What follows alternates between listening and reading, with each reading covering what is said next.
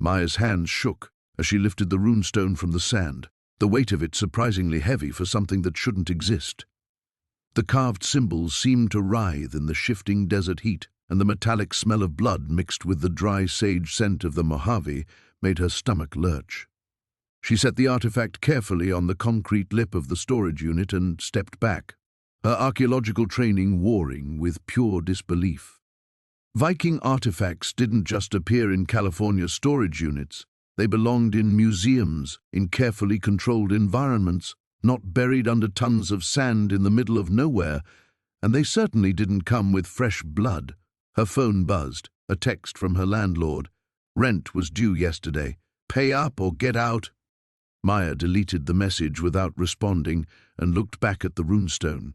3 years ago, she would have called Dr. Hartwell at UCLA immediately, back when she had tenure-track hopes and a desk in the archaeology lab, back before the department gutted her position and left her waiting tables at a truck stop diner. Back before Jake decided he wasn't ready for a baby and disappeared into the night with half their savings. Now, she had bigger problems than proper archaeological protocols. The storage unit stretched back 30 feet, every inch packed with the strange white sand. Maya had paid for 3 days of access, and her metal detector, a pawn shop special she'd bought with tip money, was still chirping insistently. Something else was down there. She dug carefully, using her hands to brush away sand grain by grain. 6 inches from the runestone, her fingers hit metal. Cold, smooth, definitely not natural. Another few minutes of excavation revealed an ornate silver arm ring, the kind Viking jarls wore to display their wealth. The craftsmanship was exquisite, too perfect for a reproduction, but the metal gleamed as if it had been polished yesterday. Maya sat back on her heels, sweat dripping down her face.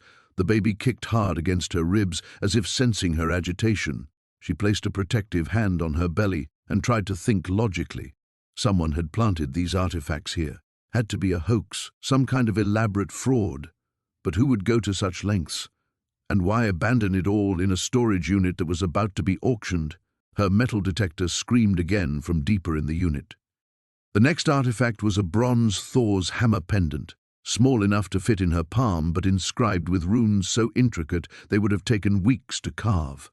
Then came pieces of a silver torque, a decorative knife sheath, and what looked like fragments of a ceremonial bowl.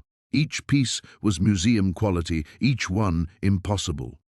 By the time the sun reached its peak, Maya had unearthed what could only be described as a Viking hoard. The artifacts lay arranged on a tarp beside the storage unit, gleaming in the harsh light like treasures from another world.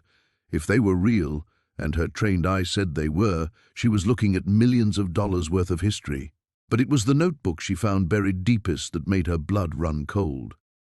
The leather journal was modern, bound with elastic and filled with pages of meticulous notes written in 3 different languages: English, Old Norse, and something else she couldn't identify.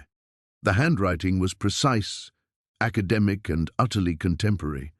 Someone had been documenting these artifacts, studying them, treating this storage unit like their private research facility. Maya flipped through pages of detailed sketches, carbon dating calculations, and theoretical discussions about temporal displacement events. The margins were filled with increasingly frantic notes about maintaining the bridge and feeding the passage. Every entry was signed with the same careful script, the curator. The most recent entry was dated just 2 weeks ago. The subjects grow restless without proper offerings. The blood must be fresh, the connection maintained. Time fractures are becoming more frequent. If the anchor fails, centuries of work will be lost. Must relocate the collection before the authorities discover the irregularities in the rental account. Maya's hands trembled as she read the words. Fresh blood. The stains on the runestone suddenly felt less like ancient history and more like evidence of something happening right here, right now. Her phone rang, making her jump. Unknown number. Hello? Silence, then the sound of breathing. Maya Chen? The voice was cultured, precise, with just a hint of an accent she couldn't place. Who is this? I believe you've found something that belongs to me. Maya's eyes darted to the artifacts spread around her, then to the empty storage unit. No one could see her here. The facility was deserted except for the elderly manager who'd gone back to his air-conditioned office hours ago. "I don't know what you're talking about." A soft chuckle. "Unit 47, Miss Chen. I've been watching the security feeds. You have quite the eye for valuable artifacts." The line went dead. Maya stared at her phone, then at the impossible collection of Viking treasures surrounding her. Somewhere in the distance, she heard the rumble of an approaching vehicle. Maya's heart hammered against her ribs as she scrambled to cover the artifacts with the top, her pregnant belly making every movement awkward and desperate. The vehicle sound grew louder, a truck engine diesel getting closer. She shoved the leather journal into her purse and grabbed the runestone, surprised again by its weight. No time to bury everything properly. She pulled the storage unit door down with a metallic crash that seemed to echo across the empty facility. By the time the black pickup truck rounded the corner of the storage building, Maya was walking casually toward her beat-up Honda Civic, one hand on her lower back in the universal gesture of pregnancy discomfort. The truck slowed as it passed her, windows too tinted to see inside, then continued toward the office. Maya didn't look back as she drove away, but her rearview mirror showed the truck had stopped in front of Unit 47. The drive back to Barstow gave her 40 minutes to think, which was 40 minutes too many. Her phone sat silent on the passenger seat next to the runestone, wrapped now in an old beach towel. Every few miles, she glanced at it, expecting another call from the voice that had somehow known her name, her location, her discovery. By the time she pulled into the Sunset Arms apartment complex, the weight of her normal life crashed back down like a physical force. The building was a 1960s relic that hadn't seen maintenance since the Clinton administration, all cracked stucco and broken promises. Mrs. Rodriguez from 2 Billions was hanging laundry on her balcony, her arthritis-gnarled hands working slowly in the afternoon heat. She waved at Maya with the familiarity of shared struggle. "How's the baby, Mija?" "Getting bigger every day," Maya called back, forcing normalcy into her voice, while ancient Viking treasure pressed against her hip through the towel. Her apartment was a studio on the 3rd floor that optimistically called itself cozy in the rental listing. Maya had learned to translate real estate speak. Cozy meant you could touch 3 walls without moving, and charming vintage details meant the appliances were older than she was. But it was hers, or would be for another 3 days if she couldn't come up with rent money. She set the wrapped runestone on her kitchen counter next to a stack of overdue bills and prenatal vitamins she'd been rationing because the bottle was nearly empty. The contrast was surreal, a 1,000-year-old artifact beside a notice from the power company threatening disconnection. Maya's reflection stared back at her from the microwave door, 28 years old, 5 months pregnant, dark circles under her eyes that concealer couldn't hide anymore. Her black hair hung limp in the heat, and her Barstow diner uniform still smelled like grease and desperation. 3 years ago, she'd been Dr. Maya Chen's graduate research assistant, handling artifacts in climate-controlled labs while wearing white cotton gloves. Now, she was just another broke single mother counting tip money. She opened her laptop, a refurbished model that took 5 minutes to boot up, and logged into her banking app. The numbers hadn't magically improved since this morning. Checking account, $127, savings, $43, credit cards, maxed out since Jake left. The baby kicked hard, as if protesting their circumstances. "I know, little one," Maya whispered, rubbing her belly. "Mama's working on it." Her phone buzzed with a text from her sister Lisa in San Diego. "How are you holding up? Need anything?" Maya typed 3 different responses before settling on, "We're fine, don't worry." Lisa had her own family, her own mortgage, her own problems. Maya had borrowed too much already, had worn out too many safety nets trying to stay afloat after the university let her go. Pride was a luxury she couldn't afford, but she couldn't bring herself to ask for more help either. The runestone seemed to pulse with possibility from beneath its towel wrapping. If it was real, and every instinct told her it was, a single artifact could solve everything: pay rent, buy a crib, maybe even put aside something for the baby's future. But that voice on the phone, those security cameras, the journal with its talk of fresh blood and time fractures, none of that sounded like the kind of problem a pregnant woman should be poking at. Maya pulled up the UCLA Archaeology Department website and scrolled through familiar faces. Dr. Hartwell was still there, still running the medieval studies program. She could call him, explain what she'd found, turn everything over to people who knew how to handle it properly. She'd probably get a small finder's fee, maybe enough for a month's rent. Her finger hovered over his contact information. The baby chose that moment to kick again, harder this time, right against her bladder. Maya shifted uncomfortably and caught sight of herself in the bathroom mirror as she passed. Tired, scared, running out of options and time. Outside her window, the desert stretched endlessly toward mountains that shimmered in the heat. Somewhere out there, a mysterious caller was looking for his missing artifacts. And Maya Chen, former archaeologist turned desperate mother-to-be, was holding evidence of something impossible in her kitchen, trying to decide between safety and survival. Maya never made it to the bathroom. A heavy knock on her door stopped her mid-step, the kind of authoritative pounding that made her pulse spike. She froze, one hand still on her belly, the other gripping the doorframe. Nobody knocked like that unless they were delivering bad news. Maya Chen? The voice was muffled but official, male, probably middle-aged, with the practiced authority of someone used to being obeyed. "We need to speak with you." Maya's eyes darted to the kitchen counter where the runestone sat hidden under its towel, then to the purse containing the leather journal. Her mouth went dry. Through the peephole she could see two men in dark suits that looked expensive and completely out of place in her neighborhood. The taller one had silver hair and the kind of posture that screamed federal agent. The shorter one kept checking his phone with the nervous energy of someone on a tight schedule. "Who is it?" she called, though her voice came out smaller than she intended. "Agent Morrison, FBI. We're investigating irregularities in storage unit rentals at Desert Vista Storage.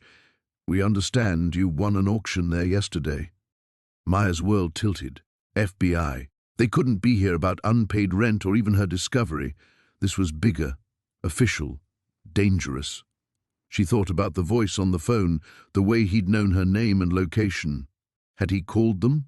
Was she already in some kind of federal database? "I need to see some identification," she said, buying time while her mind raced. The baby kicked hard, sensing her stress, and she rubbed the spot absently. Both men held badges up to the peephole, official-looking shields that meant nothing to her through the distorted fisheye lens, but the gesture felt real enough. Maya's hands shook as she unlocked the deadbolt. She opened the door just wide enough to speak through the chain, acutely aware that she probably looked like exactly what she was, a scared, pregnant woman hiding something. Agent Morrison was exactly as imposing as his voice suggested, with steel-grey eyes that seemed to catalogue everything about her apartment in a single glance. His partner was younger, Latino, with the kind of alert expression that suggested he missed nothing. "Miss Chen, I'm Agent Morrison. This is Agent Vasquez. We understand this might be concerning, but we need to ask you about Storage Unit 47. May we come in?" Maya's grip tightened on the door. "What kind of irregularities?" "The kind that involve federal antiquities law," Morrison said smoothly, "and possibly terrorism financing. The previous renter of that unit has been flagged in multiple international investigations." Terrorism. The word hit Maya like a physical blow. She thought about the journal entries, the references to subjects and fresh blood, the modern excavation tools mixed with impossible artifacts. What had she stumbled into? "I just bought some storage units at auction," she said carefully. "I haven't done anything illegal." "No one's suggesting you have." Agent Vasquez spoke for the first time, his voice gentler than his partner's. "But we need to know what you found in that unit, for your own safety as much as anything else." Through the narrow gap in the door, Maya could see Mrs. Rodriguez on her balcony, no longer hanging laundry but watching with the sharp tension of someone who'd lived through enough hard times to recognize trouble. Other neighbors were appearing at windows and doorways, drawn by the presence of federal agents in their forgotten corner of the world. "The thing is," Morrison continued, "our surveillance shows you spent considerable time in that unit yesterday. You removed several items. We need to know what they were." Maya's archaeological training kicked in. Document everything, preserve context, follow proper protocols. But her survival instincts screamed something else entirely. These men weren't here to help her. They wanted something specific, and they knew more about the storage unit than they were saying. "I found some old junk," she lied. "Nothing valuable. I left most of it there." Morrison and Vasquez exchanged a look that Maya didn't like at all.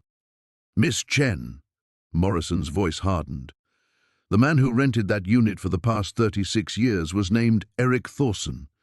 He's been connected to artifact smuggling operations across 4 continents. Last month, we lost track of him completely. Yesterday, you purchased his storage unit and spent 6 hours there with metal detection equipment." Maya's blood turned to ice. 36 years. That would put the rental starting around 1987, the same year the journal mentioned the previous owner officially dying. Someone had been paying rent on that unit for decades, using it as some kind of base of operations. "We can do this here, with your neighbors watching," Morrison continued. "Or you can invite us in and we can handle this quietly. But either way, Miss Chen, we're going to need to see what you took from Unit 47. Maya looked down at her belly, at the life growing inside her that depended entirely on the choices she made in the next few seconds. Safety meant cooperating, turning everything over, probably ending up as a footnote in some federal investigation. But safety wouldn't pay her rent or buy baby formula. The runestone seemed to pulse with possibility from her kitchen counter, calling to her like a siren song of financial salvation and archaeological wonder. Maya Chen took a deep breath and made her choice. "I need a moment," Maya said, her voice barely steady. "Can you wait outside while I get dressed properly?" He closed the door and slumped against it, her heart pounding so hard she was sure the agents could hear it through the thin wood. The baby kicked frantically, responding to her elevated stress, and Maya pressed both hands to her belly in a futile attempt to calm them both. "Think, Maya. Think like an archaeologist." She had maybe 2 minutes before Morrison's patience ran out. 2 minutes to decide whether to trust federal agents who'd appeared at her door with a story about terrorism and artifact smuggling, or to protect the discovery that might be her only chance at financial survival. Maya's eyes swept her tiny apartment, cataloguing escape routes that didn't exist and hiding places too obvious to consider. The fire escape outside her bedroom window led to a 20-foot drop onto concrete. The bathroom had no windows. The kitchen faced the parking lot where the agents had undoubtedly positioned their vehicle. She was trapped, pregnant, and running out of time. The runestone sat on her counter like an accusation wrapped in terry cloth. Maya unwrapped it with trembling fingers, studying the carved surface in the harsh fluorescent light. The dark stains along the runes looked even more ominous now. Not ancient ritual markings, but evidence of something contemporary and sinister. "Fresh blood," the journal had said. "The connection must be maintained." Maya's archaeological training warred with her maternal instincts. Every protocol she'd ever learned demanded she turn this over to proper authorities, document the find, preserve the context.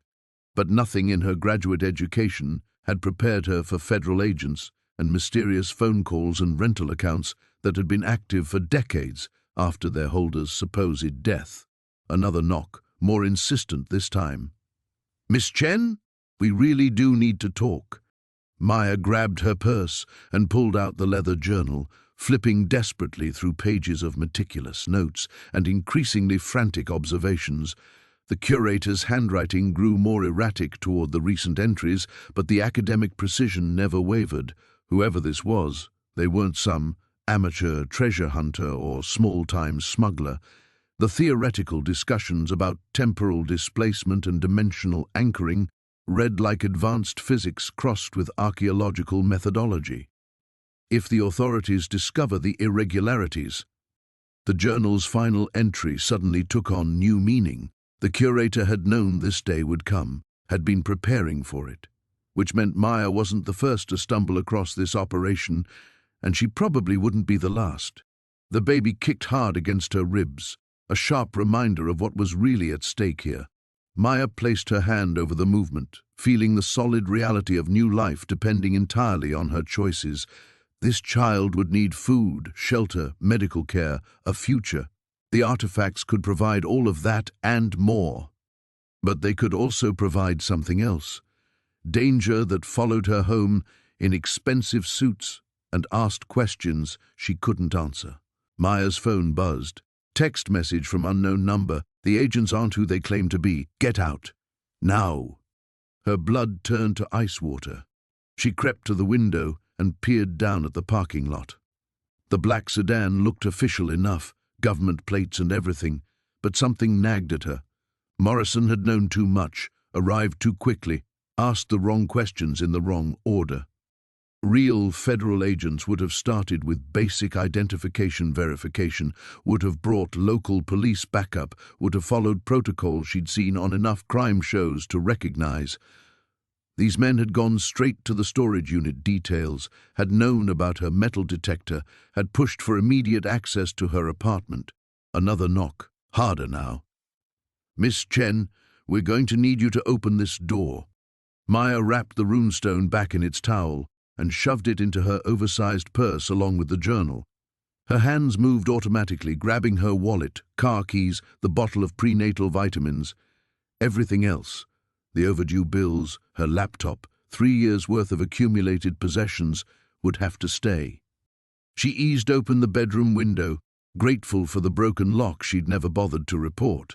The fire escape was rusty and probably unsafe, but it was better than whatever waited on the other side of her front door. Maya swung one leg over the windowsill, her pregnant belly making the maneuver awkward and precarious. "Maya Chen, this is your final warning." The voice was Morrison's, but the tone had shifted from professional authority to something harder, more threatening. Maya didn't wait to hear what came next. She climbed onto the fire escape, her purse clutched against her chest, and started down the metal stairs as quietly as she could manage. Behind her, she heard the unmistakable sound of her front door being forced open.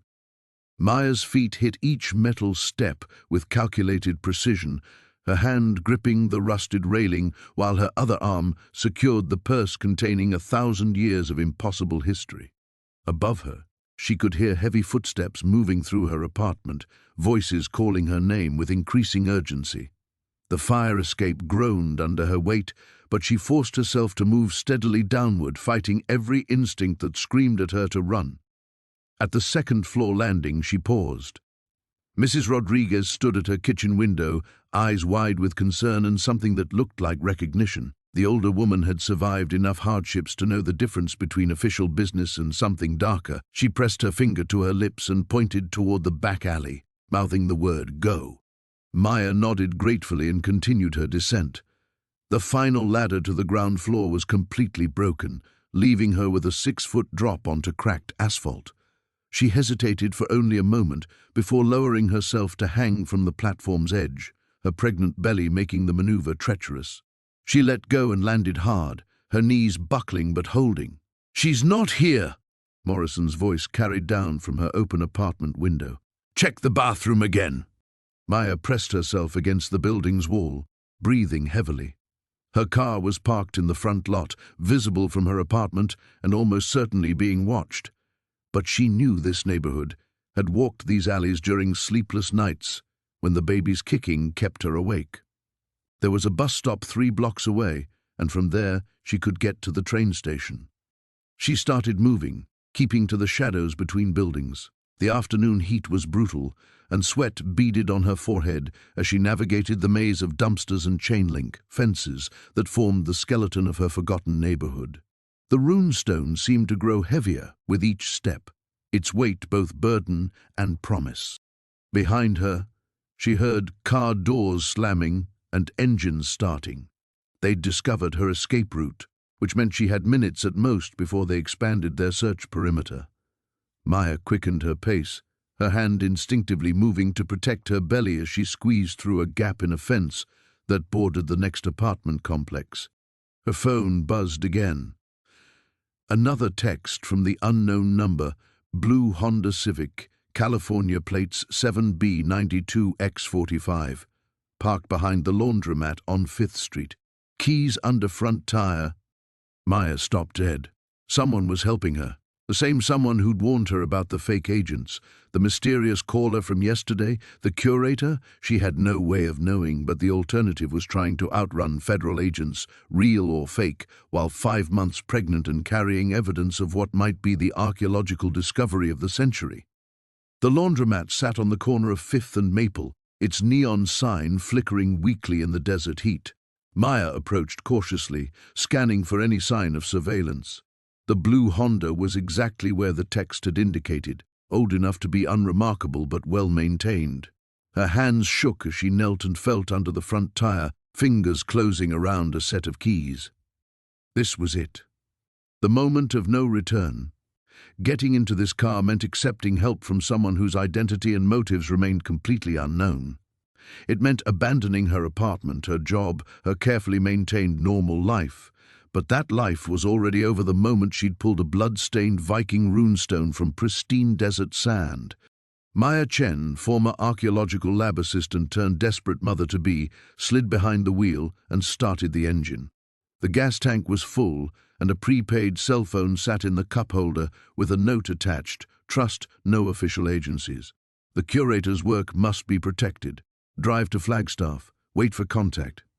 Through the windshield, she could see black sedans moving methodically through her neighborhood, searching. Mrs. Rodriguez was right. These weren't federal agents.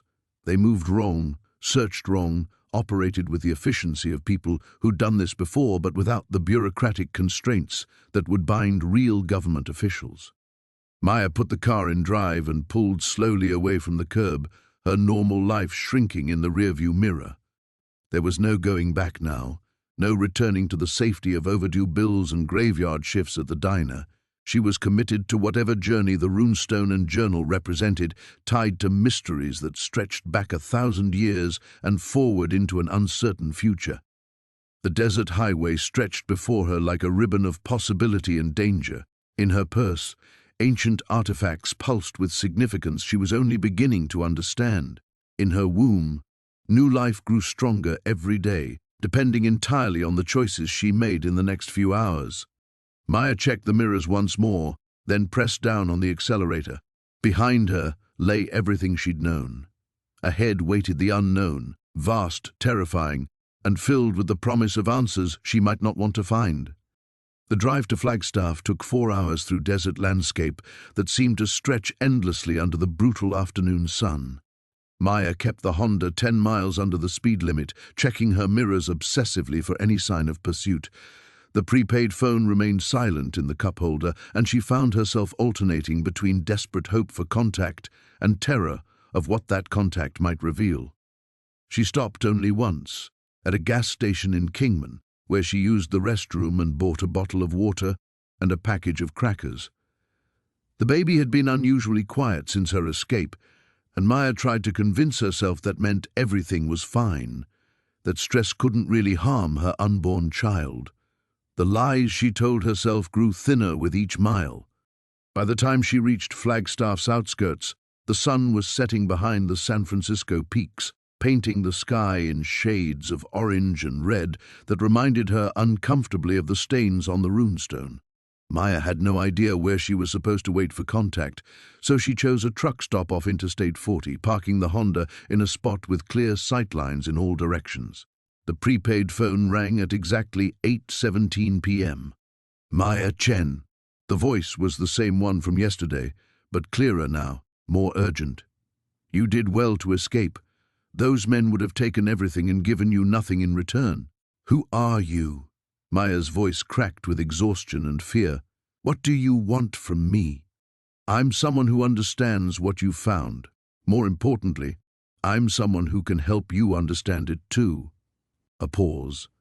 "Drive north on Highway 180 for exactly 17 miles. There's a Forest Service road marked only with a small brown sign reading dispersed camping. Turn left and follow it for 3 miles until you see a cabin with a green metal roof. Come alone." "I am alone," Maya said bitterly. "I'm 5 months pregnant and on the run from people who may or may not be federal agents, carrying artifacts that shouldn't exist. I couldn't be more alone if I tried." "You're not alone, Maya. You're part of something much larger now, something that's been carefully maintained for over 1,000 years. The curator chose you specifically." The line went dead, leaving Maya staring at the phone in the growing darkness. Chose her? The auction had been random, desperate chance. She'd bid on storage unit 47 because it was the only one within her pathetic budget, not because of any grand design or careful selection. But as she thought back to yesterday's events, details began to stand out. The way the auctioneer had seemed almost eager to accept her winning bid. The lack of other serious bidders, despite the unit's size and potential value. The convenient placement of the metal detector among the excavation tools, almost as if someone had wanted her to find what lay beneath the sand. Maya started the engine and pulled back onto the highway. The Forest Service road was exactly where the caller had indicated, marked by a sign so weathered and small she almost missed it. The Honda's headlights carved a narrow tunnel through towering pines as she followed the winding dirt track deeper into the Coconino National Forest. 3 miles in, the cabin appeared in her headlights like something from a fairy tale. Green metal roof, log walls, warm light glowing in the windows. Smoke rose from a stone chimney, and Maya could smell wood burning as she parked beside a battered pickup truck that looked like it belonged in a museum. She sat in the car for a long moment, engine ticking as it cooled, weighing her options. She could turn around, drive back to civilization, find a motel room and figure out how to contact real federal authorities in the morning. She could try to return to some version of normal life, sell the artifacts quietly, raise her child in obscurity. But the runestone in her purse seemed to pulse with its own heartbeat, and Maya knew there was no going back. Whatever forces had been set in motion when she'd won that storage unit auction, they were larger than her small dreams of financial security. She was part of something now, connected to mysteries that stretched across centuries. The cabin door opened before she could knock. The woman who answered was perhaps 60, with steel-grey hair pulled back in a practical bun and eyes that held the same sharp intelligence Maya had seen in tenure-track professors. She wore jeans and a flannel shirt, but moved with an authority that suggested she was accustomed to being obeyed. "Dr. Sarah Brennan," the woman said, extending her hand. "Retired professor of medieval history, University of Chicago, former consultant to the Smithsonian's Department of Anthropology, current guardian of secrets that could rewrite everything we think we know about human history." Maya shook the offered hand, feeling calluses that spoke of manual labor despite the academic credentials. "And you," Dr. Brennan continued, stepping aside to let Maya enter, "are going to help me keep those secrets safe." Maya hesitated at the threshold, her hand instinctively moving to her belly. The baby stirred restlessly, as if sensing her uncertainty. "I don't understand. Keep what secrets safe? I just found some artifacts in a storage unit. I'm not qualified to guard anything except a diner's coffee pot." Dr. Brennan's expression softened slightly. "Come in, child. You look exhausted." She gestured toward a worn leather sofa positioned near the crackling fireplace.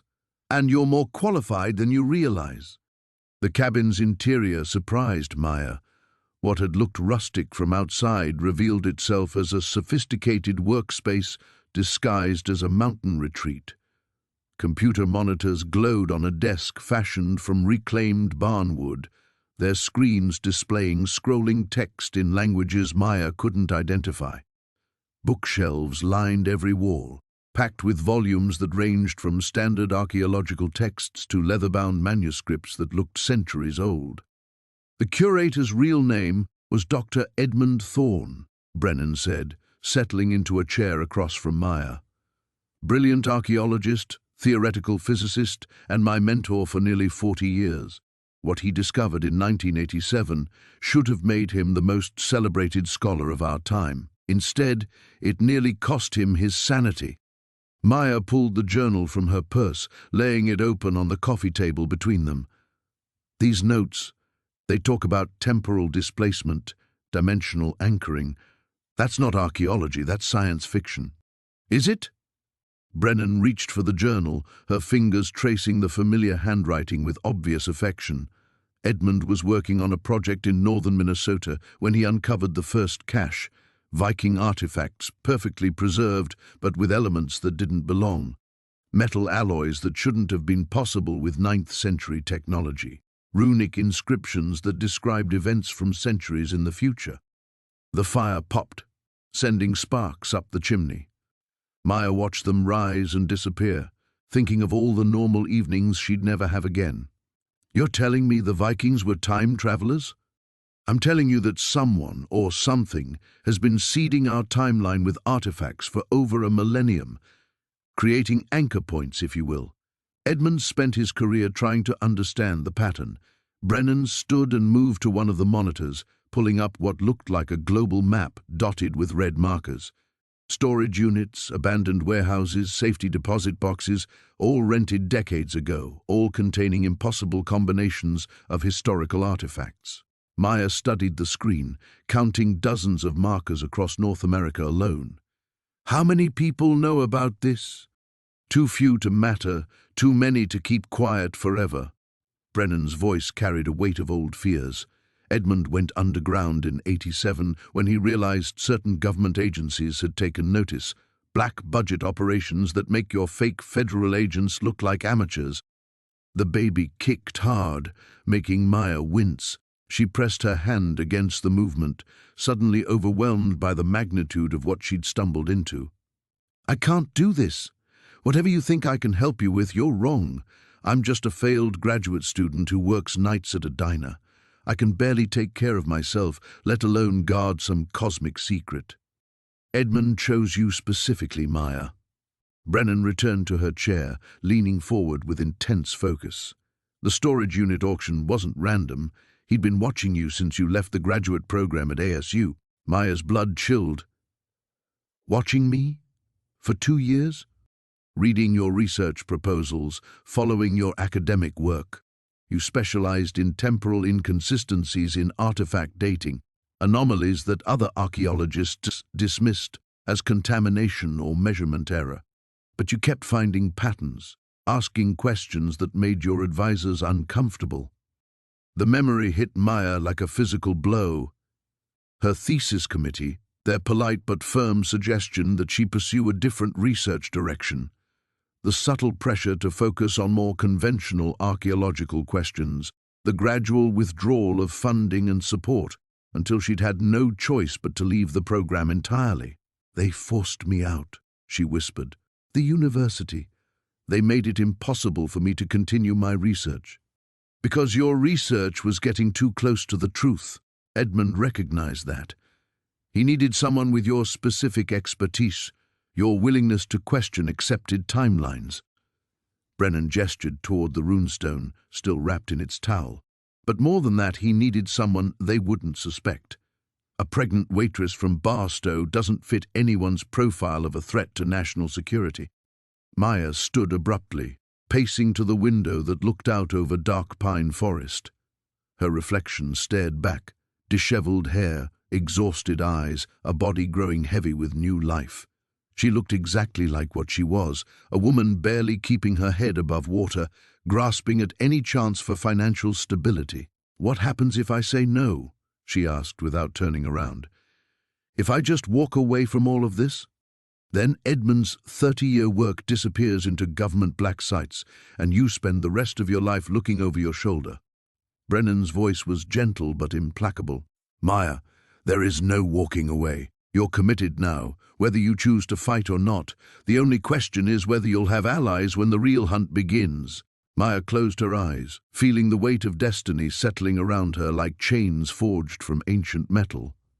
The silence stretched between them, like a chasm Maya could feel herself falling into. When she finally turned from the window, her reflection dissolved into darkness, leaving only the warm glow of the cabin and the terrible certainty that her old life was truly over. "Show me," she said quietly. "Show me everything." Brennan nodded and moved to a large wooden trunk beside the fireplace. The locks were modern and complex, requiring both a key and what looked like a fingerprint scanner. Inside, Maya glimpsed objects that made her archaeological training scream in protest. A Roman short sword nestled beside what appeared to be Mayan goldwork, Egyptian canopic jars arranged next to carved jade that looked distinctly Chinese. "Impossible combinations," Brennan murmured, lifting out a crystalline object that seemed to contain its own internal light. This came from a storage unit in Denver, rented in 1963 by someone who died in the 14th century. Edmund spent years just cataloguing the contradictions. Maya approached slowly, her academic curiosity warring with a growing sense of dread. The artifacts weren't just anachronistic, they were wrong in ways that hurt to contemplate. The Roman sword bore runic inscriptions that belonged to an entirely different culture and time period. The Egyptian jars contained residues that preliminary analysis suggested were synthetic polymers impossible before the 20th century. "The pattern Edmund discovered," Brennan continued, replacing the objects with reverent care, "suggests someone has been deliberately seeding our timeline with these anchors for over 1,000 years. But the really terrifying part is the dates." She pulled out a thick folder and spread photographs across the coffee table. Each showed similar artifacts, but what caught Maya's attention were the carbon dating results attached to each image. The numbers made no sense. Materials that should have been centuries apart, all dated to within decades of each other, clustered around specific time periods. 900 to 950 AD, Maya breathed, recognizing the pattern. 1200 to 1250, 1450 to 1500. They're not random. Exactly. And notice what those periods have in common. Maya's mind raced through her historical knowledge. The Viking expansion period, the height of the Crusades, the beginning of the Renaissance, major cultural transition points, times when human civilization was shifting or being shifted. Brennan's voice dropped to a whisper. Edmund's final theory was that someone, or something, has been guiding human development for centuries, using these artifacts as focal points to influence the course of history itself. The baby kicked again, harder this time, and Maya doubled over with a sharp gasp. The pain was sudden and wrong, radiating from deep in her abdomen. When she looked down, her hands came away wet. "Something's wrong," she managed through gritted teeth. "The baby!" Brennan was beside her instantly, helping her to the couch. "When did the bleeding start?" "I don't know, just now." But even as Maya said it, she realized she'd been feeling off since leaving Barstow. The unusual quiet, the cramping she'd attributed to stress. "Oh God, what if I'm losing? We need to get you to a hospital." Brennan was already reaching for her keys. "Flagstaff Medical Center is 20 minutes. "No." Maya grabbed her arm with surprising strength. "No hospitals. They'll be watching hospitals. Those men, whoever they really are, they'll find me. Maya, you could be having a miscarriage. Your baby's life is more important than any artifacts or conspiracies." "Is it?" The question came out harsher than Maya intended, born of fear and exhaustion and the terrible weight of choices she'd never wanted to make. "If what you're telling me is true, if these artifacts really represent some kind of intervention in human history, then what happens to everyone's children if this knowledge disappears?" Another wave of pain hit, and Maya felt something fundamental shifting inside her, not just physically but spiritually. This was her greatest fear made manifest, losing the one thing that had given her life meaning since her academic career imploded. But staring at the impossible artifacts spread before her, feeling the weight of centuries pressing down, she realized her child's future was bound up with forces far larger than her personal terror. "There's a midwife in town," Brennan said quietly. "Someone I trust. Dr. Patricia Holbrook. She delivered babies for 20 years before she retired to focus on alternative medicine. She won't ask questions, and she's helped people in our situation before. Our situation? Maya looked up through tears of pain and panic. How many desperate pregnant women have you involved in thousand-year-old conspiracies? You'd be surprised. Brennan's smile was grim. The curator's network included families, Maya, people who understood that some knowledge is worth preserving across generations, no matter the cost. As if responding to her words, the prepaid phone buzzed with an incoming text. They found the cabin. You have 10 minutes, maybe less. The artifacts must be protected. Outside, Maya heard the distant sound of vehicles approaching through the forest. A child's life, her own survival, the preservation of mysteries that could reshape human understanding. Everything balanced on decisions she had to make in the next few heartbeats. The ordeal had truly begun. Maya struggled to her feet as the sound of engines grew louder through the pine trees. The bleeding had worsened, soaking through her jeans, and each movement sent fresh waves of cramping through her abdomen. She could feel her baby's distress as acutely as her own, the frantic, irregular movements that spoke of a pregnancy in crisis. The artifacts, she gasped, clutching the coffee table for support. We have to save them. Brennan was already moving, her academic composure cracking under pressure. She swept the photographs back into their folder, then froze as the trunk's electronic lock began emitting a steady beeping sound. Damn, someone's triggering the proximity sensors. Through the window, Maya saw the first flash of headlights cutting through the forest darkness. Not the warm yellow glow of civilian vehicles, but the harsh white LED arrays favored by government agencies. Her heart hammered against her ribs as she counted at least 3 separate light sources converging on the cabin. The back exit, Brennan said, stuffing the folder into a leather satchel. There's a trail that leads to an old mining road. My truck... I can't run. Maya's voice broke as another contraction-like pain doubled her over. Blood was flowing freely now, and she could feel a terrifying looseness in her pelvis, as if everything that should be holding her pregnancy together was coming undone. Something's really wrong. The baby... Maya. Brennan's hands gripped her shoulders, forcing eye contact. I need you to listen to me. This isn't just a miscarriage. This is what happens when someone untrained tries to handle temporal artifacts for extended periods. The rune stone you've been carrying. It's been affecting your body's natural rhythms. The words hit Maya like a physical blow. You knew this could happen? Edmund suspected. Some of the artifacts emit fields that can disrupt biological processes. Pregnancy is particularly vulnerable because you used me. The truth crystallized with devastating clarity. Maya backed away from Brennan, her academic mentor's caring expression suddenly looking like calculated manipulation. You knew carrying that runestone could hurt my baby, and you let me do it anyway. We had no choice. The artifacts had to be moved, and you were the only one positioned to... Get out! Maya's voice carried a fury that surprised them both. Get out and take your 1,000-year conspiracy with you. But even as she spoke, the cabin's front windows exploded inward. Dark figures in tactical gear poured through the breach, automatic weapons trained on both women. Maya's hands flew instinctively to her belly, trying to shield her endangered child from this new nightmare. Dr. Sarah Brennan, the lead figure announced through a voice modulator. Dr. Maya Chen, you're both under arrest for violation of the Temporal Artifact Security Act. The what? Maya managed, though she was barely staying conscious through the pain and blood loss. A law that doesn't officially exist, Brennan said bitterly, raising her hands.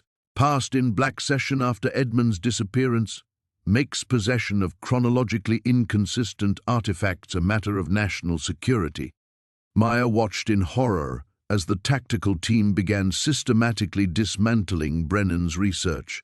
30 years of Dr. Thorne's work, irreplaceable photographs and analysis, all of it disappearing into evidence bags. The trunk of impossible artifacts was sealed with devices that looked more alien than terrestrial. The pregnant subject is hemorrhaging, one of the figures reported into a throat mic, requesting immediate medical extraction. Negative, came the crackling response. Temporal exposure protocols are in effect. Standard medical facilities are not equipped for potential chronological contamination. Maya felt the world tilting as the words sank in. They weren't going to take her to a hospital. Whatever was happening to her baby, whatever damage the runestone had caused, she was going to face it in some black site facility where her child's life would matter less than their security protocols. "Please," she whispered, sinking to her knees as her strength finally failed. "I'm losing my baby. I'll give you everything, tell you anything you want to know, just—" "Ma'am, you need to remain calm," the lead figure said, but there was nothing human in the modulated voice. "Medical personnel trained in temporal exposure treatment are en route." Through the pain and fear, Maya felt something breaking inside her that went deeper than physical trauma. The runestone in her purse had gone silent, no longer pulsing with mysterious energy. Her connection to Dr. Thorne's grand mystery was severing, along with everything else that had given her life meaning in the past day. She thought of the storage unit that had started it all, the desperate hope that she might find something valuable enough to secure her baby's future.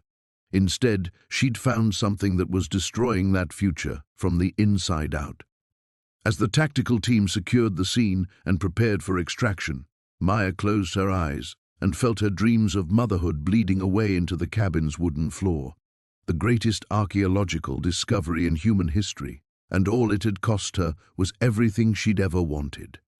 Maya's eyes snapped open as the tactical team leader's radio crackled with an incoming transmission. Through her haze of pain and despair, she caught fragments that made no sense: temporal readings spiking, chronometer malfunction, abort extraction protocols. The lead figure suddenly stiffened, pressing his earpiece deeper. "Say again, Control. Did you say the subject is not experiencing miscarriage symptoms?" Maya's blood chilled despite the warmth spreading beneath her. Not a miscarriage? Then what was happening to her body? "Negative on evacuation," the voice continued, clearer now in the sudden silence. "Medical confirms the hemorrhaging is consistent with temporal displacement syndrome. The subject isn't losing her pregnancy. She's experiencing accelerated gestation." The words hung in the air like a death sentence. Maya's hands flew to her abdomen, feeling for the first time what her panicked mind had misinterpreted. The pressure wasn't cramping, it was growth, rapid, impossible growth. "That's not possible," Brennan whispered, but her face had gone ashen. "The runestone's effects were theoretical. We never documented actual temporal acceleration in living tissue." Maya felt her world tilt as the truth crashed over her. The strange quietness she'd attributed to stress, the unusual movements, the bleeding, none of it was her baby dying. Her pregnancy was advancing at an impossible rate, weeks or months compressed into hours. "How long?" she gasped, staring at the tactical team leader.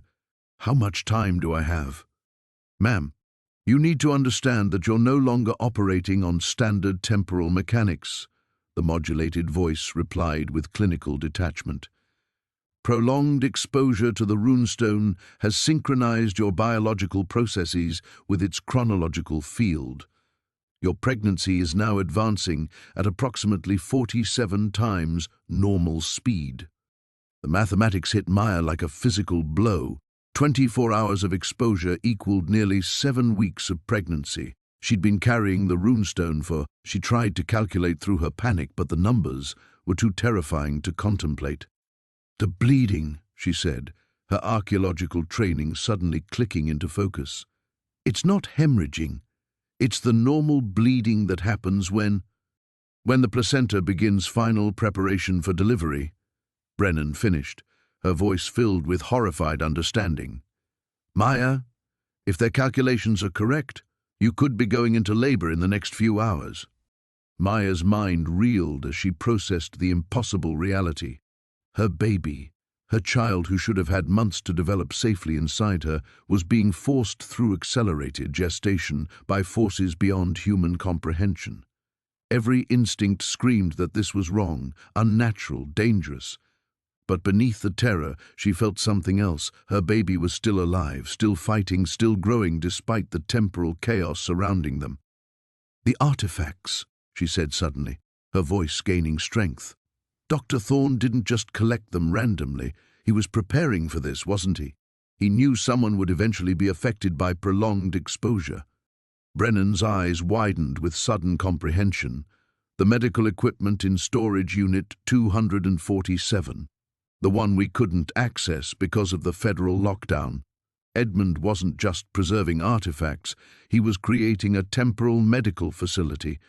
The tactical team leader stepped back, speaking rapidly into his radio. Maya caught enough to understand they were as unprepared for this situation as she was. Whatever protocols existed for temporal artifact exposure, they apparently didn't cover pregnant subjects experiencing chronological acceleration.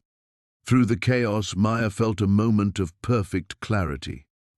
The rune stone hadn't been trying to hurt her baby, it had been trying to save them both. Every pulse, every surge of energy had been synchronizing her pregnancy with something larger than individual biology. She thought of the impossible artifacts, the evidence of intervention across centuries, and suddenly understood what Dr. Thorne had really discovered. "You're not just collecting evidence of time manipulation," she said to Brennan, her voice cutting through the tactical team's radio chatter. "You're documenting a breeding program. Someone has been trying to create children who can naturally interface with temporal fields." The silence that followed was deafening. Even the tactical team had stopped moving, their weapons still trained, but their attention focused on Maya's words. "That's insane," Brennan breathed, but her expression suggested she was already seeing the connections. The families in the network, the children born to artifact handlers, the genetic testing Edmund insisted on. Maya struggled to stand, feeling her body changing with each passing moment.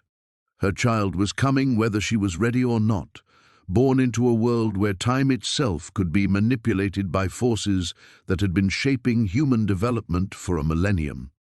She thought of the storage unit that had started this journey. Her desperate hope for financial security transformed into something infinitely more terrifying and profound. She wasn't just carrying a baby anymore, she was carrying the next step in human evolution, whether she'd chosen it or not. The greatest archaeological discovery in human history, and it was growing inside her at 47 times the speed of nature. The tactical team's radio chatter dissolved into urgent whispers as Maya's revelation hung in the air. She watched their leader pace away from the group, his modulated voice too low to hear but his body language screaming crisis management. Whatever they'd been prepared for, it wasn't this. Brennan moved closer, her academic facade finally cracking completely. "Maya, if you're right about the breeding program, then your baby isn't just affected by the temporal field. It's been designed to work with it. Edmund's notes mentioned genetic markers that appeared in families across centuries, always in children born after artifact exposure." Maya felt another surge of impossible growth, her body reshaping itself around new realities. The pain was different now. Not the sharp agony of something going wrong, but the deep, purposeful intensity of natural processes accelerated beyond comprehension. Her child was fighting to survive this temporal storm, and somehow succeeding. "The storage unit," she said, gripping Brennan's arm as understanding crystallized. Dr. Thorne wasn't just hiding artifacts, he was preparing a delivery room. Medical equipment designed for temporal exposure, research notes about accelerated pregnancy. He knew this would happen eventually. "The federal lockdown," Brennan breathed. "They sealed Unit 247 before we could access Edmund's medical research. But there might be another way." She pulled out her phone, fingers flying across the screen despite the tactical team's proximity. "Dr. Holbrook, the midwife I mentioned, she was part of Edmund's network. If anyone knows how to safely deliver a temporally accelerated baby, it's her." Maya felt a spark of hope pierce through her terror. She wasn't the first woman to face this impossible situation. Somewhere in Dr. Thorne's vast conspiracy, there were others who had walked this path and survived it. The tactical team leader returned, his posture suggesting heated negotiations with his superiors. Control has authorized emergency medical intervention, he announced. Dr. Patricia Holbrook has been granted temporary clearance to provide obstetric care under federal supervision. You know about her? Maya stared at the faceless figure. How long have you been watching Dr. Thorne's network? Long enough to understand that some situations require unconventional solutions. The modulator couldn't hide a note of exhaustion in his voice. Ma'am, we're not your enemies. We're trying to prevent a temporal catastrophe that could affect millions of people. Maya struggled to her feet, feeling her center of gravity shifting as her body continued its impossible transformation. And my baby? What happens to my child in your calculations? For the first time, the tactical leader seemed genuinely uncertain. That depends on what your child becomes. The words sent ice through Maya's veins, but also sparked something fierce and protective that she'd never felt before. Whatever forces were reshaping her pregnancy, whatever millennium-spanning conspiracy had led to this moment, her child was still hers, still dependent on her courage and choices for survival. Dr. Holbrook is en route, Brennan said, pocketing her phone. She'll be here in 30 minutes. Maya, you need to understand, if this is really about creating children who can interface with temporal fields, then your baby might be the key to understanding everything Edmund discovered. Maya looked around the ruined cabin, at the evidence bags containing impossible artifacts, at the armed figures who claimed to be protecting human civilization itself. 6 hours ago, she'd been a pregnant waitress desperate for rent money. Now she was carrying what might be the next step in human evolution, shaped by forces that had been influencing history for 1,000 years. The runestone, she said suddenly, reaching for her purse. It's been quiet since the bleeding started. I need to... No. The tactical leader's weapon rose slightly. Ma'am, you've had enough exposure. Any additional contact could destabilize the pregnancy completely. But Maya was already pulling out the ancient stone, its carved surface cool against her palm. The moment her skin made contact, the world shifted. The runestone's pulse synchronized with her heartbeat, and suddenly she could feel her baby's presence with perfect clarity, not just movement, but consciousness, awareness. A tiny mind already adapting to realities that would have driven adults insane. Her child wasn't just surviving the temporal acceleration, it was thriving in it, growing into something human, but also something more. The breeding program Brennan had described wasn't creating monsters.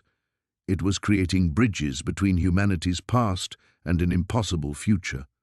Through the runestone's connection, Maya felt echoes of other mothers across centuries, women who had faced this same terrifying transformation and chosen courage over safety. She wasn't alone in this. She was part of something larger, older, and more important than her individual fears. When headlights appeared through the forest, Maya knew her ordeal was entering a new phase. Dr. Holbrook's arrival would bring answers, but also choices that would reshape not just her life, but the future of human understanding itself. She pressed the runestone against her belly and felt her baby respond with a surge of temporal energy that made the cabin's lights flicker.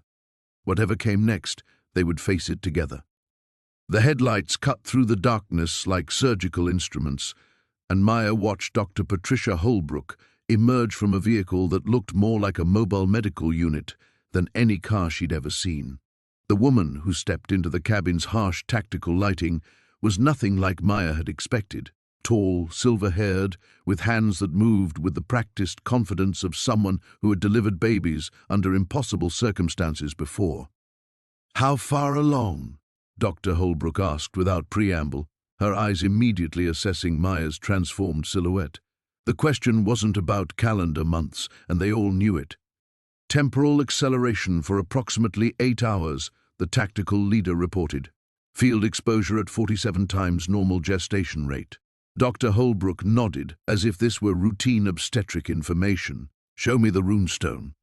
Maya hesitated, feeling the carved surface pulse against her palm. The connection had become so intimate that releasing it felt like severing a lifeline. Through the stone's energy, she could sense her baby's rapid development, could almost hear its heartbeat synchronizing with temporal rhythms that predated human civilization. "Maya," Dr. Holbrook said gently, her voice carrying authority earned through decades of impossible deliveries. "I need to understand what we're working with." Edmund's research suggested that prolonged artifact contact creates a symbiotic relationship between mother and child. Your baby isn't just affected by the temporal field, it's beginning to control it. The words hit Maya like revelation. Every surge of energy she'd attributed to the runestone's power had actually been coming from her child, growing into its inherited ability to manipulate time itself. Her pregnancy wasn't just accelerated, it was actively reshaping the chronological space around them. She handed over the runestone, immediately feeling the loss of connection like phantom pain. But Dr. Holbrook's expression as she examined the artifact told Maya everything she needed to know about her situation. This was familiar territory for the older woman. "How many?" Maya asked. "How many other women have gone through this?" 17 documented cases over the past century, Dr. Holbrook replied, pulling medical equipment from cases that the tactical team had somehow transported without Maya noticing. 15 successful deliveries. The children... She paused, choosing her words carefully. "They're extraordinary, healthy, brilliant, and capable of things that challenge our understanding of human potential." Maya felt her body shifting again, powerful contractions beginning that had nothing to do with normal labor timing. Her child was coming, ready or not, shaped by forces that had been guiding human evolution for a millennium. The terror was overwhelming, but underneath it lay something fierce and protective that gave her strength. The 2 unsuccessful cases she managed through gritted teeth. What happened? Dr. Holbrook's hands were already working, establishing monitoring equipment that looked like it belonged in a science fiction film. The mothers tried to fight the process instead of working with it. "Maya, this isn't happening to you. It's happening through you. Your baby needs you to trust what's already begun." Brennan moved closer, her academic excitement warring with genuine concern. The genetic markers Edmund identified, they're all present in Maya's family line. Her grandmother's unexplained archaeological insights, her mother's intuitive understanding of historical artifacts. This pregnancy isn't random chance. The implications crashed over Maya as another impossible contraction reshaped her understanding of her own body. Her family had been part of this conspiracy for generations, unknowingly carrying genetic modifications that would allow her child to bridge human and temporal realities. Every ancestor who had shown unusual intuition about historical artifacts had been preparing for this moment. "Storage unit," she gasped, suddenly understanding why she'd been drawn to that particular auction. Dr. Thorne didn't just hide artifacts there. He was preparing for me specifically. Dr. Holbrook nodded grimly. Edmund tracked bloodlines for decades, waiting for the right genetic combination in the right circumstances. Your pregnancy was always the endgame. Maya felt fury and wonder warring in her chest. Her desperate hope for financial security had been manufactured, her chance discovery orchestrated by forces that had been planning this moment since before her birth. But beneath the manipulation, she sensed something else: choice. Dr. Thorne might have created the circumstances, but what happened next was still up to her. "The tactical team," she said, looking at the armed figures who had been watching this revelation unfold. "They're not here to stop this. They're here to control what comes next." The silence that followed confirmed her suspicion.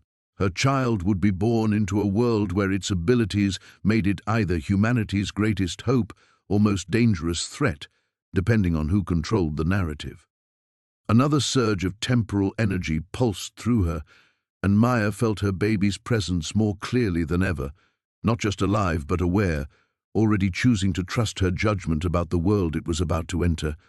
The greatest archaeological discovery in human history was about to take its first breath, and Maya finally understood that she wasn't just its mother.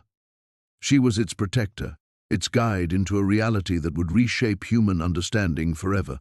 The final confrontation wasn't coming. It was already here, growing inside her, getting ready to change everything.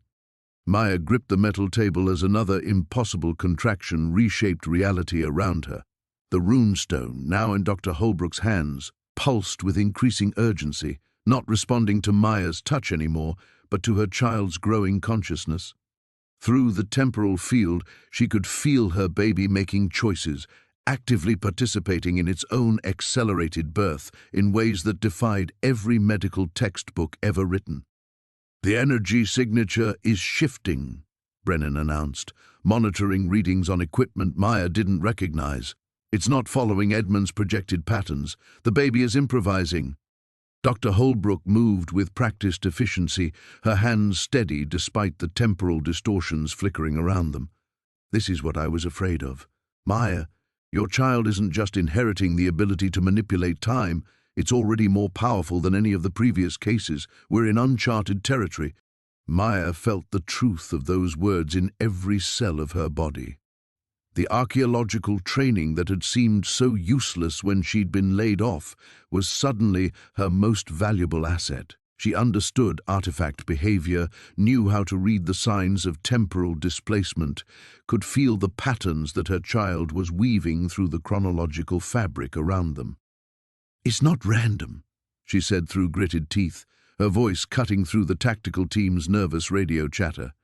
"The acceleration, the energy surges, my baby is trying to synchronize with something. Dr. Holbrook, what if this isn't just about creating children who can work with temporal fields? What if they're meant to communicate with whoever originally created the artifacts?" The silence that followed was electric, with possibility and terror. Maya watched the tactical leader step away again, his urgent whispers into his radio, suggesting that her theory was hitting uncomfortably close to classified intelligence. Another contraction hit, but this time Maya felt something else, a presence that wasn't her child, wasn't the runestone, wasn't anything human. For just a moment, through the temporal connection, she sensed vast intelligence watching this moment unfold, ancient, patient, and profoundly alien. "They're here," she whispered, the knowledge arriving with absolute certainty. "The curator, the ones who've been guiding this for centuries, they're not human. And they're not gone. They're waiting." Dr. Holbrook's equipment screamed warnings as temporal energy spiked beyond every measurement threshold. The cabin's lights strobed, casting impossible shadows that moved independently of their sources.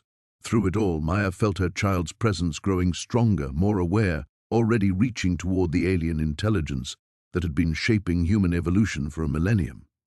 "Maya," Dr. Holbrook said urgently, her professional calm finally cracking, "I need you to listen very carefully. Your baby is about to be born into direct contact with entities that have been manipulating human development for centuries. The moment it takes its first breath, everything changes. Are you ready for that responsibility?"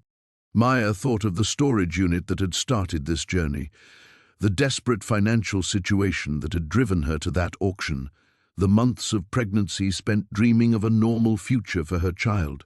All of it had been orchestrated, manipulated, designed to bring her to this exact moment of choice. She could feel the tactical team's weapons trained on her, could sense their superiors making calculations about acceptable losses and containment protocols. Her child would be born into a world where its very existence threatened the comfortable illusions that kept human civilization stable. But she could also feel something else through the temporal connection. Other children, born across decades to mothers who had faced this same impossible choice. They were still alive, still human despite their extraordinary abilities, still loved by families who had chosen courage over safety. "The artifacts," she said, understanding flooding through her as another contraction approached. "They weren't just left behind by an ancient civilization. They're teaching tools left for us to find when we were ready. And the children born from temporal exposure, we're not accidents, we're students." Through the runestone's pulsing energy, Maya felt her child respond to that revelation with what she could only describe as joy. Her baby wasn't a threat to humanity. It was humanity's next assignment in a curriculum that stretched across centuries. The final contraction began, and with it came a surge of temporal energy that made the air itself seem to crystallize. Maya felt her child preparing for birth, already reaching toward the alien intelligence that had been waiting for this moment since before human civilization began. As Dr. Holbrook prepared for delivery, Maya made her choice. Whatever her child became, whatever powers it inherited, whatever cosmic conspiracy had shaped its existence, she would guide it with love rather than fear, wonder rather than control. The greatest archaeological discovery in human history was about to take its first breath, and Maya finally understood that she wasn't just witnessing the next step in human evolution. She was raising it. The temporal field pulsed one final time, and Maya heard her baby's cry echo across dimensions, a sound that announced humanity's graduation to a larger, stranger, more magnificent universe than anyone had dared imagine. The baby's cry shattered reality. Maya felt the sound ripple through dimensions she couldn't name, watched the tactical team's equipment spark and die as temporal energy cascaded through the cabin like a breaking dam. Her child, her daughter, she knew instantly, took her first breath in a universe that suddenly felt infinitely larger and more dangerous than it had moments before. "Jesus Christ," one of the tactical officers whispered, his weapon lowering as impossible aurora lights danced across the cabin walls. "What have we done?" Maya cradled her newborn against her chest, feeling the baby's heartbeat synchronize with rhythms that predated human civilization. Her daughter's eyes opened, ancient, aware, already seeing through veils that kept the rest of humanity safely ignorant of what lurked between seconds and centuries. That's when the curator materialized. The figure stepped through the cabin wall as if it were mist, medieval robes flowing around a form that hurt to look at directly. Not because it was hideous, but because Maya's mind kept rejecting what her eyes were showing her, features that shifted between human and something else entirely, hands that flickered between flesh and starlight, a presence that existed in too many dimensions simultaneously. "Maya Chen," the curator said, its voice carrying harmonics that made the runestone sing in response. "You have performed admirably." The tactical team opened fire instantly, bullets passing harmlessly through the entity as it approached Maya and her child with something that might have been paternal pride. Maya found herself frozen between terror and fascination, her archaeological training screaming that she was witnessing the discovery of the millennium, while her maternal instincts demanded she protect her baby from this impossible being. "Don't touch her," Maya managed, surprising herself with the steel in her voice. The curator paused, tilting its head with genuine curiosity. "You still believe this is about protection? After everything you've learned, you still think in terms of threat and safety?" It gestured to the chaos around them. Tactical officers shouting into dead radios, Dr. Holbrook's equipment registering readings that broke every known law of physics, Brennan frantically documenting impossible phenomena. "Your species has such limited perspective." Maya's daughter stirred against her chest, making soft sounds that somehow harmonized with the temporal distortions rippling through the air. Through their connection, Maya felt her child's complete lack of fear. To her daughter, the curator wasn't a monster. It was familiar, expected, part of a reality that extended far beyond human understanding. "The breeding program," Maya said, pieces clicking together even as bullets continued to pass uselessly through their visitor. "The children you've been creating across centuries. You're not making weapons or tools. You're making translators."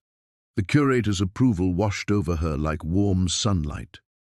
"Finally. Yes, Maya Chen. Your species stands at a threshold. The universe is vast, ancient, populated by intelligences that have been watching your development with great interest, but direct contact would destroy you. Your minds cannot process realities that exist outside linear time. So we have been preparing intermediaries." Maya looked down at her daughter, whose impossible birth had already marked her as something between human and whatever the curator represented. The tactical team's bullets, the government's containment protocols, Dr. Holbrook's medical intervention, all of it suddenly seemed insignificant compared to the cosmic scope of what was unfolding. "The artifacts," she whispered. "They were tests. ways to identify humans who could survive temporal exposure long enough to give birth to children who could bridge the gap. Crude but effective, the curator agreed, though we underestimated the creativity of some participants. Dr. Edmund Thorne, for instance, proved far more resourceful than anticipated. His storage unit protocol was entirely his own innovation. Maya felt rage building alongside wonder. You've been manipulating human evolution for 1,000 years, treating us like laboratory animals, and you call it underestimation? The curator's expression shifted to something like amusement. And there is the fire that made you suitable for this role. Yes, Maya Chen, we have guided your development, because the alternative is extinction, when the galaxy's true powers decide your species has matured enough to either join the greater community or be eliminated as a potential threat. The weight of those words crashed over the cabin like a physical force. Maya felt her daughter's consciousness touching hers, sharing understanding that no human mind should be able to process. Her child would grow up as humanity's ambassador to realities that existed beyond time itself, carrying the responsibility of either elevating her species or watching it burn. The choice is yours, the curator continued, beginning to fade as temporal energies stabilized around Maya's daughter. Raise her in fear and isolation, and humanity remains alone in a universe that will not tolerate ignorance forever. Raise her with wisdom and courage, and your species may survive to see wonders beyond your current imagination. The entity vanished, leaving behind only the scent of ozone and the weight of impossible responsibility. Maya looked around the ruined cabin, at the tactical team's shattered equipment, at Dr. Holbrook's exhausted relief, at Brennan's wild academic excitement, and realized that her real confrontation wasn't with cosmic forces or government conspiracies. It was with the choice of what kind of future she would help create, one decision at a time, starting now. The silence that followed the curator's departure felt heavy as a tomb. Maya stared down at her daughter, this impossible child who carried the weight of humanity's future in her tiny, perfect hands, and felt the full magnitude of her situation crystallize with brutal clarity. "We need to leave," the tactical leader said, his voice cutting through the supernatural quiet. "Command wants the child contained for study. The transport helicopter is 10 minutes out." Maya's arms tightened protectively around her baby. Through their connection, she could feel her daughter's awareness expanding by the moment, already processing realities that would drive normal humans insane. The child wasn't just extraordinary. She was humanity's only hope for survival in a universe far more dangerous and populated than anyone had imagined. "No," Maya said quietly. Dr. Holbrook looked up from her equipment, exhaustion and professional concern warring in her expression. "Maya, you need medical attention.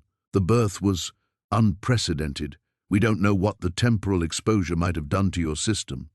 "The other children," Maya said, ignoring the tactical team's increasing agitation. "The 15 successful cases you mentioned, where are they now?" The silence that followed was answer enough. Maya felt something cold settle in her stomach as she watched Dr. Holbrook's careful neutrality, Brennan's uncomfortable shifting, the tactical leader's hand moving toward his weapon despite its proven uselessness against temporal entities. "They're in government custody," Maya whispered. "All of them. Raised in isolation, studied like specimens, trained to be tools instead of bridges." "They're safe," Dr. Holbrook protested. "Protected, educated, given every opportunity to develop their abilities in controlled environments. They're prisoners." Maya's voice carried absolute certainty. Through her daughter's expanding consciousness, she could sense them. 15 extraordinary children scattered across classified facilities, their potential crippled by fear and isolation. "And that's what you want to do to her." The tactical leader stepped forward, his patience exhausted. "Ma'am, this isn't a negotiation. That child represents either humanity's greatest asset or its most dangerous threat. Either way, she requires containment until—" Maya's daughter opened her eyes. The temporal distortion that erupted from that simple action sent everyone except Maya stumbling backward. Equipment sparked and died, the cabin walls groaned as reality bent around them, and through it all, Maya felt her baby's consciousness reaching out with innocent curiosity to explore this new world. What her daughter found clearly displeased her. She can sense their intentions, Maya realized, feeling her child's growing distress through their bond. She knows what they want to do. The baby's cry this time carried harmonics that made the air itself weep. Maya watched in amazement and terror as temporal energy responded to her daughter's emotional state, creating localized storms of causality that made past and future flicker like candle flames around them. "Sedate them both," the tactical leader ordered. But his team's tranquilizer guns had already been reduced to molten slag by the temporal field. Maya understood with sudden, devastating clarity what her choice had to be. The curator had been right. This wasn't about protection or safety. It was about what kind of future humanity deserved and what she was willing to sacrifice to give them that chance. "I can't let you take her," she said, struggling to her feet despite Dr. Holbrook's protests. Not to be locked away and studied, not to become another government asset hidden from the world. Brennan stepped forward, academic passion overriding caution. "Maya, think about what you're saying. Your daughter could revolutionize human understanding of time, space, consciousness itself, but only if she's properly trained, carefully guided, by people who see her as a specimen." Maya looked around the ruined cabin, at the tactical team's weapons, at the monitoring equipment designed to measure and quantify the miraculous. "You want to turn her into what the curator was, something so far removed from humanity that she can barely remember what it means to be human." Her daughter's cries intensified, and Maya felt the temporal field beginning to collapse inward, reality bending around them like a closing fist. Through their connection, she sensed what was happening. Her child was instinctively preparing to escape, to tear a hole through time itself, rather than submit to captivity. The cost of that escape would be devastating. The temporal shockwave would probably level half of Barstow, possibly creating paradoxes that could unravel decades of history. But her daughter would be free, and Maya would have chosen love over control, possibility over safety. "There's another way," Maya whispered, making her choice even as the cabin began to fragment around them. She looked directly at her daughter, sending every ounce of love and determination through their bond. "But it means I can't come with you."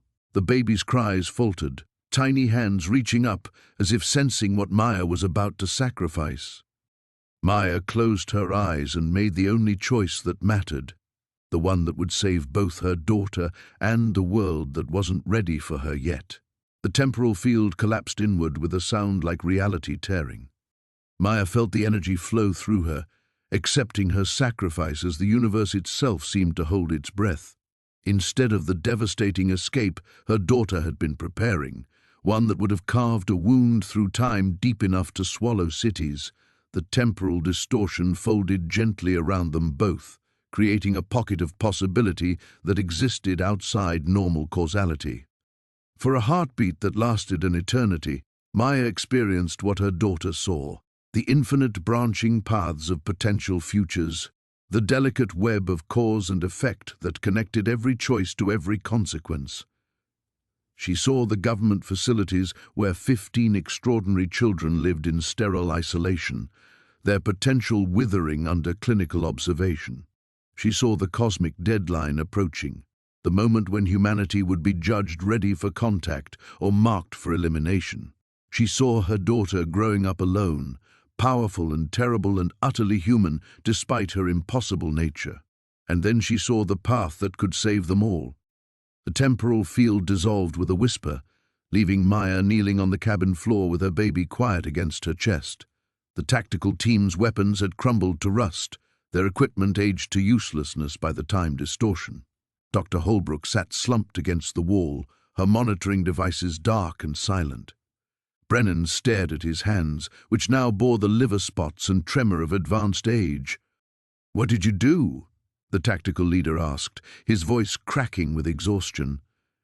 His hair had gone completely grey, his face lined with years that had passed in seconds. Maya looked down at her daughter, who watched her with ancient eyes in an infant's face. Through their connection, she felt the echo of the choice she'd made, not just for herself, but for everyone in that cabin.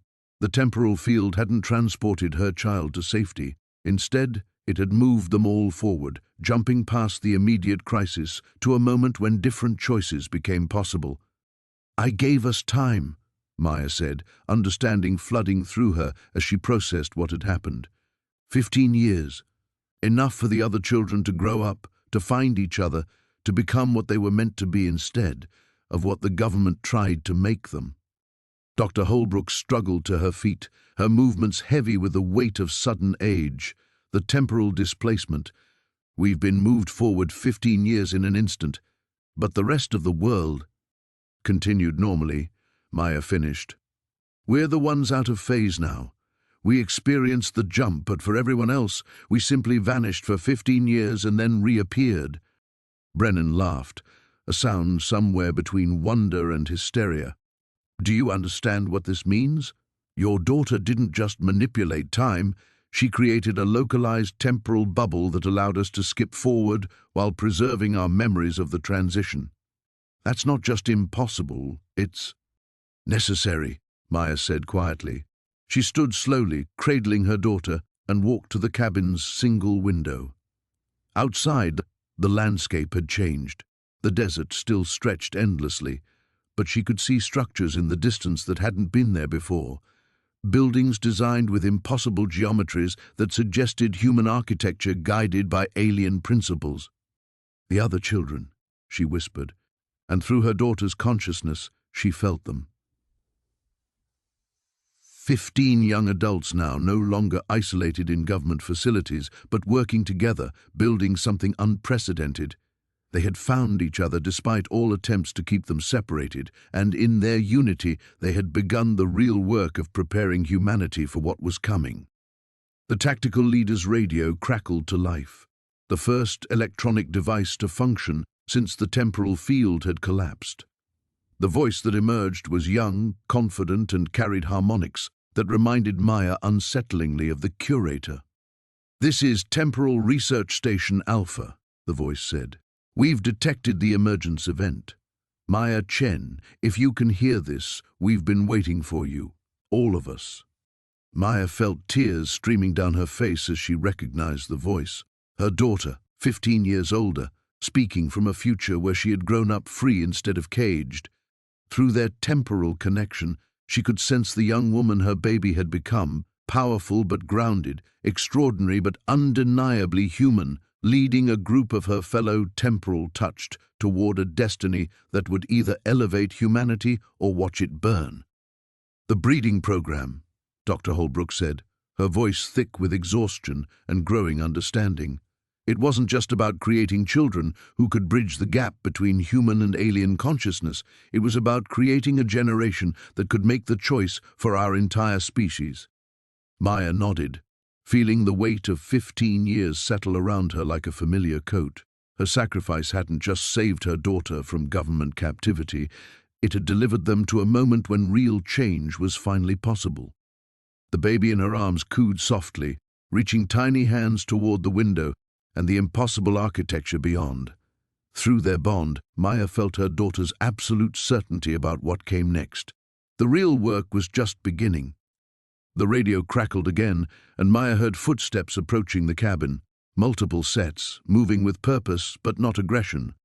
Through the window, she watched a small group emerge from the geometric structures in the distance, their silhouettes familiar yet transformed by years she had missed. "Mom?" The voice was closer now, just outside the door. "We're here." Maya's heart clenched as she recognized the tone.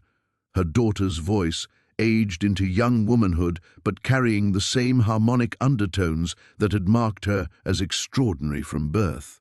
The cabin door opened slowly, respectfully, and Maya found herself face to face with the woman her baby had become. She was tall, graceful, with Maya's dark hair, but eyes that held depths no human gaze should contain. Beside her stood others, The 15 children who had been scattered across government facilities, now grown into something unprecedented. Each bore the mark of their temporal nature in subtle ways, movements that seemed to exist slightly outside normal time, expressions that suggested awareness of realities beyond human perception. But they were undeniably, powerfully human. "Hello, Maya," said a young man with familiar features, one of the other mother's children, Maya realized with a shock of recognition. "Thank you for what you did, for the choice you made." Maya looked down at the baby in her arms, then up at the woman who was somehow the same person 15 years hence. The temporal displacement had created something impossible, a meeting between mother and daughter across time itself. "You grew up free," Maya whispered, tears streaming down her face.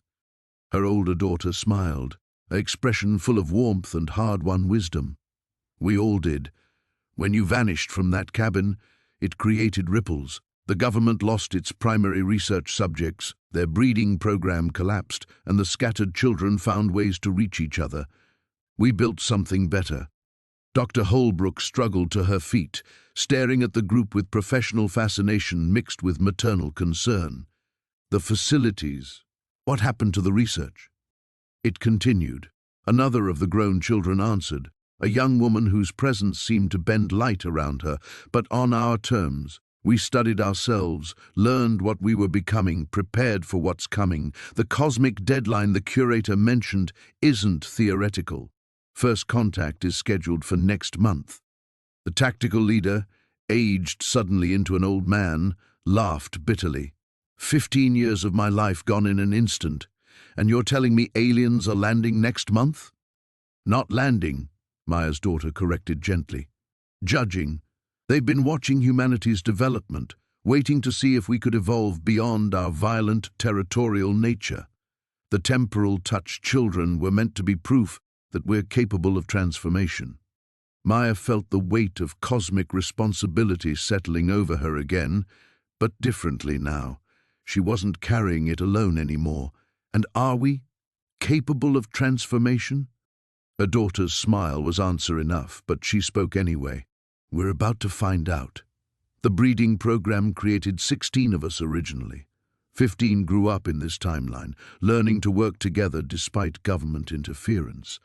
But we always knew we were missing something crucial, our origin point. The first mother who chose love over control, possibility over safety." Maya understood then why the temporal displacement had been necessary, why her sacrifice had delivered them to this specific moment. The cosmic judges weren't just evaluating humanity's potential for evolution, they were testing whether the species could overcome its own fears enough to embrace that evolution when it came. "The baby," Brennan said, his aged voice shaking with realization.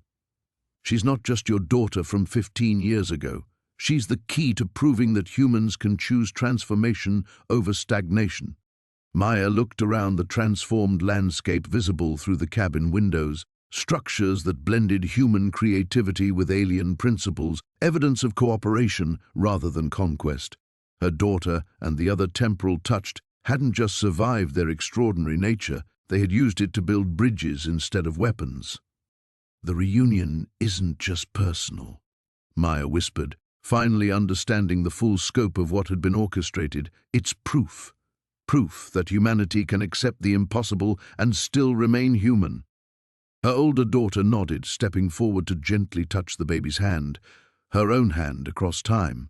The moment their skin connected, Maya felt the temporal field stabilize around them, past and future aligning into a single point of perfect possibility. "The real work begins now," her daughter said, echoing Maya's thoughts from 15 years ago. "And yet, will you help us show them what we've become?" Maya looked down at the baby who would grow up to save the world, then up at the woman who had already done it.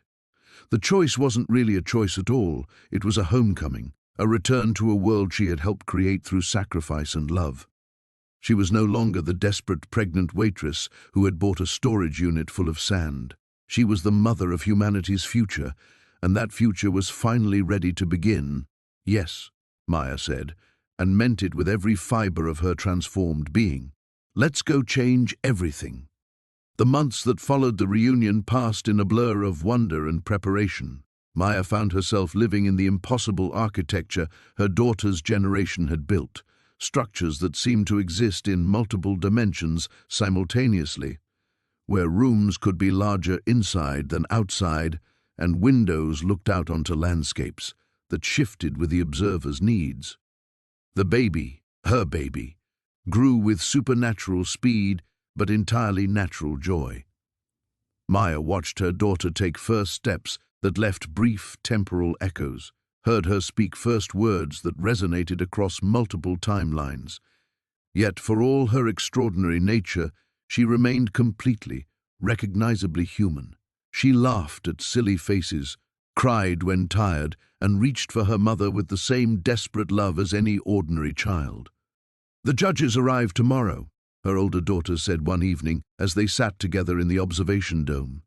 Through its crystalline walls, Maya could see the 15 structures her daughter's generation had built, each one a testament to humanity's potential for growth. Maya adjusted the baby on her lap, watching her infant self reach tiny hands toward the stars. "Are you ready?" "We've been ready for years," came the reply, but Maya heard the uncertainty underneath. "The question isn't whether we can prove humanity deserves to survive. It's whether the rest of the species will accept what we've become." Maya understood. In the months since the reunion, they had made contact with the outside world.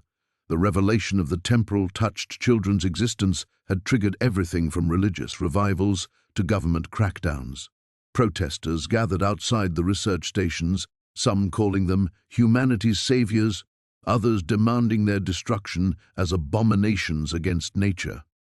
"Your father called again," Maya said quietly. She had finally reached out to David, her ex-boyfriend who had abandoned her when she was pregnant.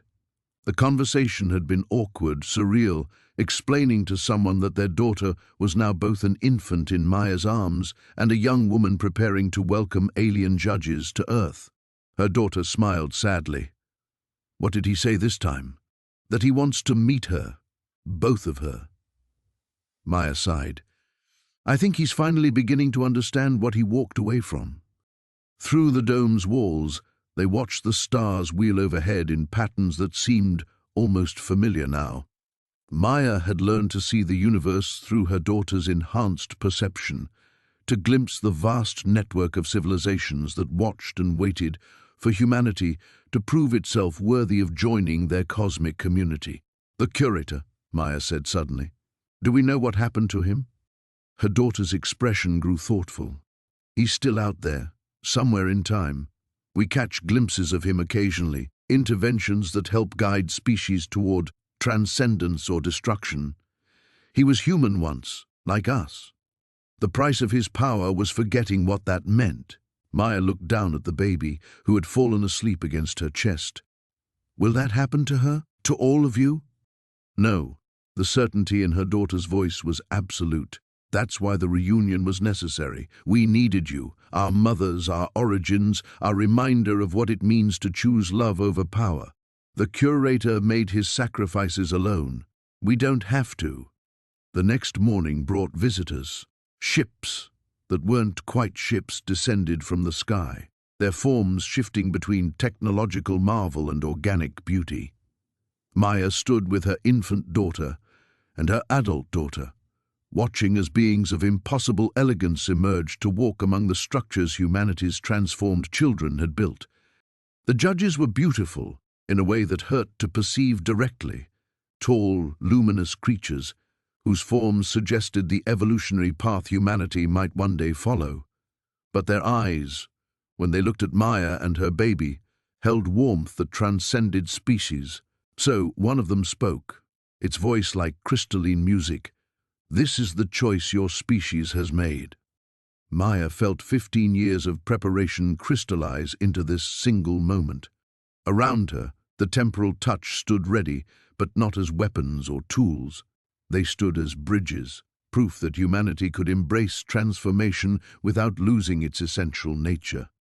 "Yes," Maya said, speaking not just for herself, but for every mother who had participated in the breeding program, Every child who had grown up bearing impossible gifts, every human who had looked at the extraordinary and chosen acceptance over fear. This is who we choose to become. The judge smiled, an expression that somehow conveyed joy across the vast gap between species. Then welcome, young cousins, to the greater community. Your children will teach you much in the years to come. As the formal ceremonies began around them, Maya felt her infant daughter's hand close around her finger with perfect, purely human trust. She was no longer the broke, desperate waitress who had gambled everything on a storage unit full of sand. She was no longer the frightened mother who had hidden from government agents in a desert cabin. She was Maya Chen, mother of humanity's future, guardian of the bridge between what her species had been and what it was becoming. The story that had begun with ancient artifacts buried in impossible sand had led her home to a truth both cosmic and intimate. Love remained the most powerful force in any universe. The real work was just beginning, but for the first time since finding that Viking runestone, Maya knew they were ready.